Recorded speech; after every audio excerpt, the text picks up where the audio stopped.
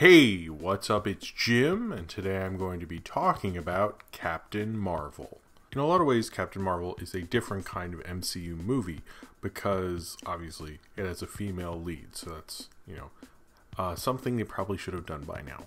But they're just getting to it now with this movie. And in a lot of ways, you think this film would feel sort of different from your average MCU movie. And in some ways it does, but not in any ways that are cool or innovative or different. It just feels like a Marvel movie. You have this kind of studio setup with Marvel Studios, very much like kind of the classic Hollywood system, where they're such a well-oiled machine that you have some faith that the movie they're making will be decent or halfway entertaining or something. And Captain Marvel is that. But I think one of the bigger problems with Captain Marvel is its directors have virtually no stamp on this film. The directors of this film being Anna Boden and her co-director, I believe husband, Ryan Fleck. You don't really get a sense of them. They had previously directed things like Sugar and Half Nelson and Mississippi Grind, and those feel kind of more like 70s, more character piece type of things. And Marvel movies, in a sense, are character pieces. Thus why most critics generally like them, because critics like character pieces, and character pieces are very interesting and inviting, and you get to learn about all the characters and so forth. And I understand why Marvel would want them. That makes total sense. But you don't really get that sense of this. I mean, part of it is there's a kind of flaw in the character you're doing in this film. Because almost every Marvel character, before you get to the origin story movie, or at least, the Marvel characters who get origin story movies, I should be specific about, they have complete personalities before the movie starts, whether it be Star-Lord or Tony Stark or Steve Rogers or Ant-Man or whatever. They're complete people. You completely understand who they are. With Captain Marvel, she has amnesia. You sort of get a sense of who she is, but she doesn't really know who she is. So doing a film like that wouldn't necessarily work. So they kind of have to do this weirder one where she's sort of figuring herself out, so you don't really get a sense of the normal character piece.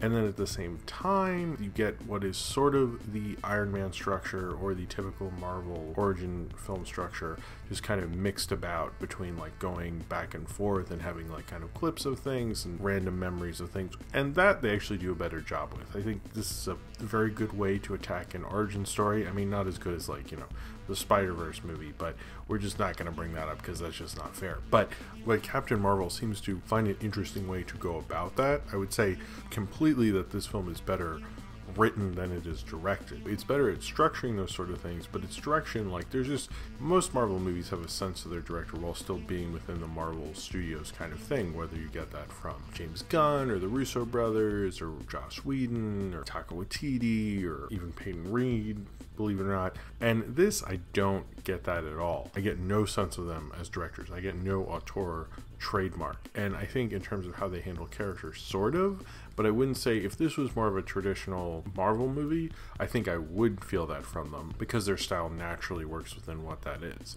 But in terms of everything that runs as like a Marvel Studio film does, like having a bunch of really great character actors, having decent jokes, having a fun time, having sort of big action sequences, well, that part doesn't work as well. But everything else works as the well-oiled machine does, and we're very happy with that. Between Samuel L. Jackson doing amazing CGI de-aging technology, which I really forgot about the de-aging technology, which is how seamless it really was. They clearly have enough footage of him from the 90s. It felt like he was the guy from The Negotiator or Die Hard with a Vengeance. I could totally see him at that time. Same with Jude Law was pretty good. Ben Mendelsohn, who we've probably gotten a little sick of when you see him as the villain. I sort of rolled my eyes at first, but then they have an interesting spin on it. Same with her friend Lahasha Lynn, I thought was very good. Annette Bening, I mean, how can you go wrong with Annette Bening? And a surprising role from Gemma Chan, who I didn't notice was in this at all,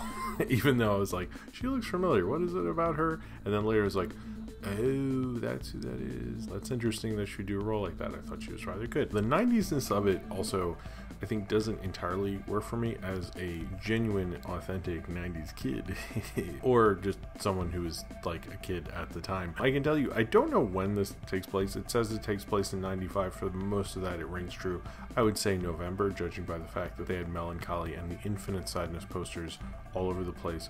I would say the earliest this could be is, I think they came out in November, October October of 1995, and various things that they reference. The only time I guess you could say they break from the 90s that's inappropriate would be having the whole song Celebrity Skin, but that's at the end credits, so I guess we'll let that go. The needle drops and all that stuff, I mean, it was fine. The blockbuster, not to get into blockbuster and all that stuff, I did, as soon as I saw the Babe poster, I went like, okay, so this has to be late 95, because Babe, I believe, came out in the summer of 95. The music was fine, but like, so you made like this girl power 90s movie, but you didn't have anything from the Spice Girls, or you didn't have any Riot Girl or anything. I think the Spice Girls hadn't broken in America, so you have that, but Riot Girl was like right there, and you didn't have to do like Just a Girl by No Doubt was like a little too obvious, and Gwen Stefani as a feminist icon is problematic, and I'm not going to get into that, but it just felt like they could have done more with the 90s-ness and had more fun with it. It's like, clearly you're going for the Guardians of the Galaxy vibe, that's why you're doing the needle drops, and this is a Galaxy type thing, and I get what you're doing there. But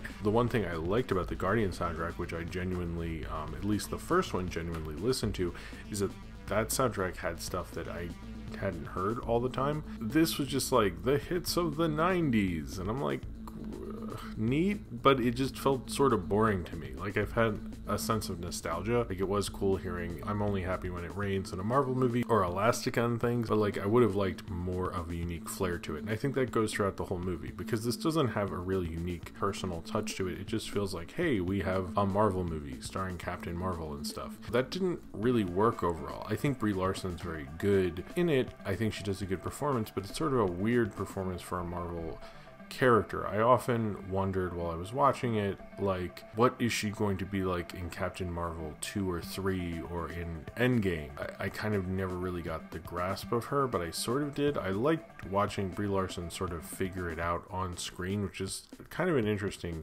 bent to it. I like Brie Larson. I think she's a really good actress, and I think she does a good performance in this film, but the problem with that character not being solidified kind of goes throughout the whole movie, because it's like the movie almost sort of plays within a structure that kind of needs a character that's a little more defined and can bounce off of that. It's not the strongest structure in the world, and not having that, you're kind of letting, you know, Nick Fury take on the reins, or Ben Mendelsohn, or any number of characters take on that, and really this should be the Captain Marvel moment. You can have that work for you like in Black Panther, but in Black Panther you have all of Wakanda, and I don't think there was a reason and something you're saying about Wakanda as a whole and as a society, and in a sense Captain Marvel is about Captain Marvel, like this one character, and you're not really getting to that character, you're not understanding that character, so like the narrative wasn't really working within the own person you're trying to do. And these movies, essentially, always with the first Marvel movie, are selling a character, and you need to sell her in this movie, because we're going to have to deal with her in however many months or weeks or whatever with Endgame. I think they did that pretty well, because Brie Larson is charismatic enough to do this, but this film very much relies on an actress like her. It relies almost too much on an actress like her, and I think that's kind of the problem. Like, these movies shouldn't rely on you that much, and they went too far with that. They needed to have more of a definable character. I don't know how you would have done that. It feels like the whole idea of this story is kind of flawed in itself, and there's no way you could have worked it out for it. But in general, I don't think this is a great Marvel movie. I don't think this is one of the best Marvel movies. I think it is a fine movie. It was like, I had a fine enough time. I just didn't have that emotional connection to it, because that emotional connection wasn't there, because she wasn't ready as a character for that, for you as an audience. I think she is at the end, and you kind of get that, and you kind of go in, but who Captain Marvel is going to be throughout all the other MCU movies, which I don't know how long she's going to be in them, but let's say like 9 movies or something, that's not going to be who we saw in this movie. So this movie is not helpful in terms of all of that. I think they did a good job. They had kind of a unique, kind of different idea to it. They navigated themselves through the whole thing. It could have collapsed and fallen apart, and it kind of like barely inched by on itself. The 90s periodness was like fine. I just wish they had been a little more interesting about it, or had a reason or something to say with it. The way they did with Captain America, there's a reason he's in the 40s. That's very much who he is. With Captain Marvel, it's like, why was it in the 90s? Like, there's nothing, like, I don't really get it. Like, it's just like, there's nothing there in terms of who she is. It's not like she's like totally 90s or something, you'd look at that character and go, oh, only in the 90s that would happen. Like there's like virtually no reason that this movie should be in the 90s, and I think that's sort of part of the problem, other than that they can have it exist way before all this other crap happened, and then she like flies away, and then that's fine, you know, don't mess with the continuity too much. And some of the things where that's the origin of that kind of situations was very eye-rolling. I had a good time. I think it just mainly makes me go, wow, Marvel's such a well-oiled machine, they can even get this to work. At a lesser studio, this would have been a fucking mess. I think certain indie directors can make the transition to bigger movies and make like some of the best popcorn blockbuster movies, particularly with Marvel, which we've seen with Ryan Coogler, James Gunn, Peyton Reed, Taika Waititi, you know, I'll go down the list basically,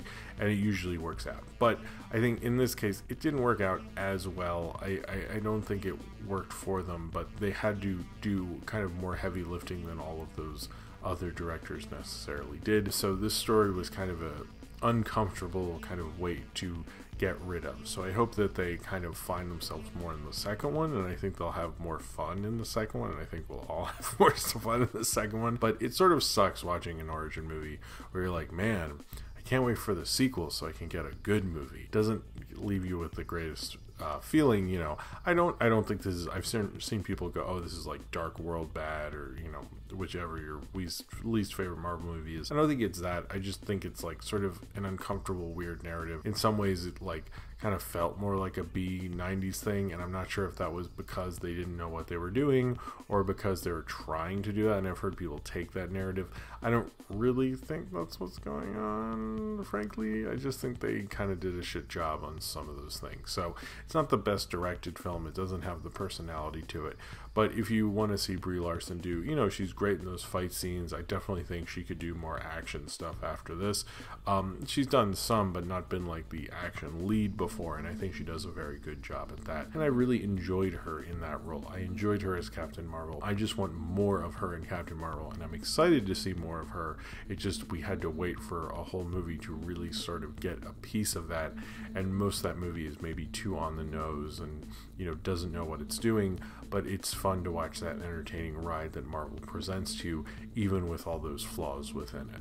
So if you've seen Captain Marvel and you would like to talk about it, then comment below in the comments and subscribe if you would like to.